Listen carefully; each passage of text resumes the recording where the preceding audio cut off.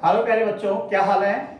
आज हम कक्षा 10 के लिए इस YouTube चैनल के माध्यम से आपके लिए हिंदी का विषय लेकर के आए हैं। कक्षा 10 के लिए आपको पता है कि इस लॉकडाउन के दौर में केवल इसी माध्यम से अधिक पढ़ाई हो रही है।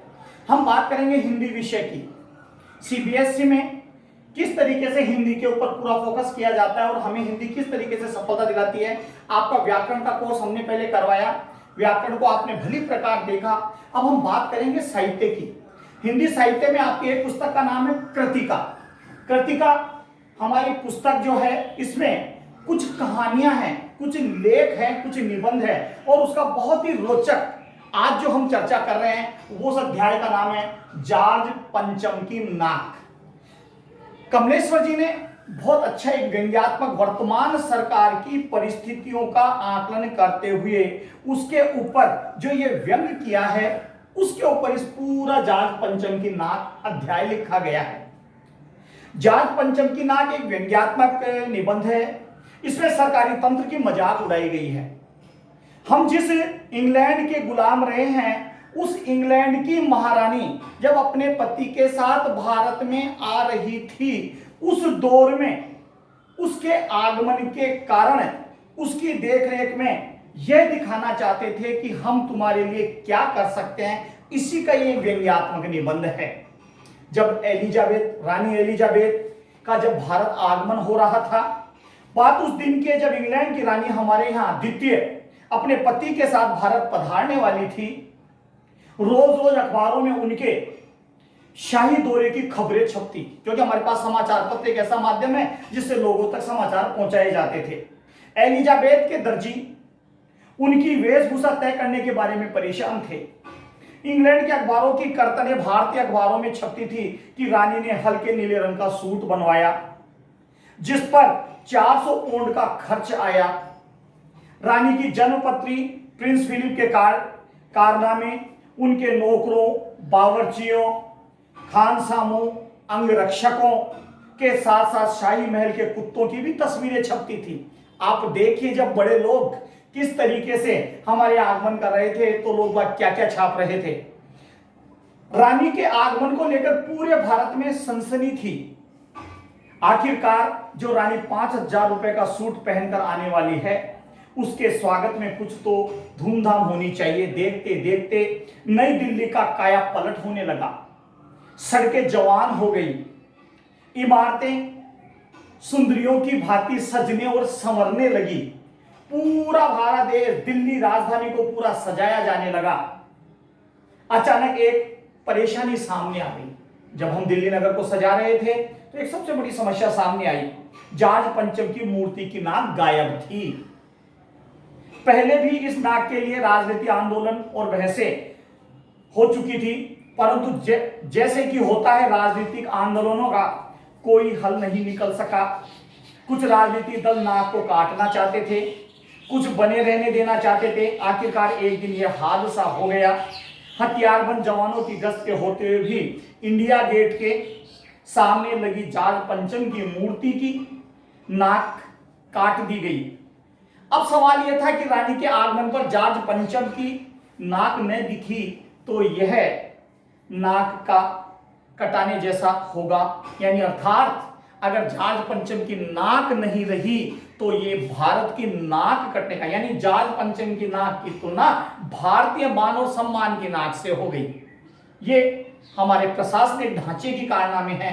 देखो, देश के शुभचिंतकों की एक बैठक बुलाई गई।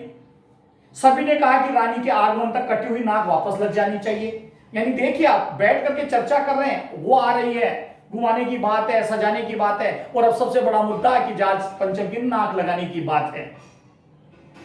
उच्च स्तर पर सलाह मशवरा हुए। आखिरकार एक मूर्तिकार को फौरन दिल्ली बुलाया गया। मूर्तिकार पैसों के सामने लाचार था। उसने हुक्मनामों के चेहरों पर बदहवासी देखी, आंसू देखे। तभी उसने आवाज सुनी कि जार्ज पंचम की नाक लगानी है।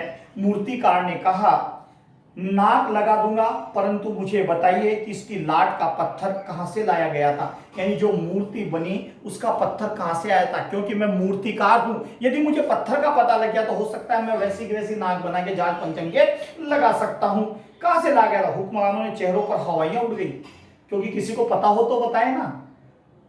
पता नहीं कब बनी थी, कहां से पत्थर लाए थे, ये तो आज एलिजाबेथ आ रही है जब उनको होश आया कि हमें जाट पंचम की नाक लगानी है। आखिरकार पुरातत्व विभाग की फाइलों के ढेर खोले गए, परंतु कुछ पता न लग सका। पुरातत्व विभाग की फाइलों में हमें कहीं सुराग नहीं मिला कि जाट पंचम की मूर्ति कब लगी थी, कहां से पत्थर आया था। हुक्काम परेशान हो गए, एक खास कमेटी बना दी गई, उसे नाक लगाने का काम सौंप दिया गया। क्योंकि हमारे यहाँ प्रसाद में कमेटी बनाओ और काम उसके जिम्मे कर दो, यही बताना चाह रहे हैं। मूर्तिकार ने कमेटी को सुझाव दिया कि मैं देश भर के पर्वतों पर जाकर पत्थर की किस्म का पता लगाऊंगा और खोज कर लाऊंगा। कमेटी के सदस्यों ने जान में जान आई। जब उसने इतनी बड़ी सांत्वना दी तो जितने भी कमेटी के मेंबर थे उनको लगा कि नहीं, अब हो सकता है कि जाट पंचम की नाक लग सकती है। सभापति ने भाषण भी जारी कर दिया, ऐसी क्या चीज है जो हिंदुस्तान में नहीं मिलती, जरूरत है खोज करने की, इसके लिए मेहनत की जरूरत है, इससे आने वाला जमाना खुशहाल होगा। यह भाषण अखबारों में छप गया। मूर्तिकार एक एक पहाड़ी प्रदेश और पत्थरों की खान ढूंढ आया, परंतु वह कीमती पत्थर नहीं मिला। उसने कहा यह विदेशी पत्थर है, मतलब भारत देश में यह मूर्ति नहीं बनी। यह कहकर के उसने अपना पल्ला झाड़ लिया कि यह पत्थर क्या है, विदेशी है। सभापति ने तहस में आकर कहा, हम पर लानत है, जब हम विदेशों की सारी बातें अपना चुके तो फिर यहां विदेशी पत्थर क्यों नहीं मिल पा रहा। मूर्तिकार चुपचाप खड़ा। अचानक मूर्तिकार के दिमाग में एक विचार कौंधा, क्योंकि अब समस्या से लड़ना है तो कुछ तो उपाय ढूंढना ही होगा। उसने अखबार वालों तक खबर न पहुंचने की शर्त पर एक सुझाव दे डाला। देश में अपने नेताओं की मूर्तियां भी बनी हैं, उनमें से किसी की भी नाक जाट पंचम की नाक से मेल खाती है तो उसे वहां से ले लिया जाए। पहले तो सभा में सन्नाटा छा गया, फिर सभापति ने कहा यह काम जरा होशियारी से करना, यानी इस चीज की भी परमिशन मिल गई कि हमारे देश में अगर किसी नेता की नाक यदि जाट पंचम की नाक से मेल खाती है तो वहां से हटाओ और जाट पंचम की नाक को जोड़ दो, लगा दो। मूर्तिकार देश भर के दौरे पर निकल पड़ा। जाट पंचम की नाक का नाप उसके पास था। उसने मुंबई में दादा भाई नौरोजी, गोखले, तिलक, शिवाजी, कावजी, जहांगीर सबकी नाकें टटोली। फिर गुजरात गया, वहां गांधी, पटेल, महादेव, देसाई की मूर्तियों को परखा। बंगाल में जाकर रविंद्रनाथ ठाकुर, सुभाष, राजा राम मोहन राय आदि को देखा। इसी प्रकार वह बिहार, उत्तर प्रदेश, मद्रास, मैसूर, केरल, पंजाब होते हुए दिल्ली लौट आया। उसने निराश होकर बयान किया, पूरे हिंदुस्तान की परिक्रमा कर आया हूं, सब नाकें जाट पंचम की नाक से बड़ी निकली। यानी जाट पंचम की नाक छोटी थी और सबकी नाक बड़ी थी। रोती भी क्यों नहीं, क्योंकि वो भारतीय थे सारे, हमारी नाक के तो सवाल था, बड़ी थी। मूर्तिकार ने फिर सुझाव दिया कि बिहार सेक्रेटरिएट के सामने एक 942 में शहीद होने वाले बच्चों की मूर्तियां स्थापित है, शायद उनमें से किसी की नाक फिट बैठ जाए, परंतु उन सब की नाकें भी बड़ी मिले। आप देखिए, शहीद हुए बच्चे जवानों की मूर्तियों की नाक भी उनसे बड़ी थी, क्योंकि ये सारे के सारे हमारे भारतीय थे। राजधानी में रानी के स्वागत की सारी तैयारियां पूरी हो चुकी थी। जाट पंचम की लाट को मल कर नहलाया गया, परंतु नाक नहीं थी। बिना नाक की मूर्ति को नहलाया गया।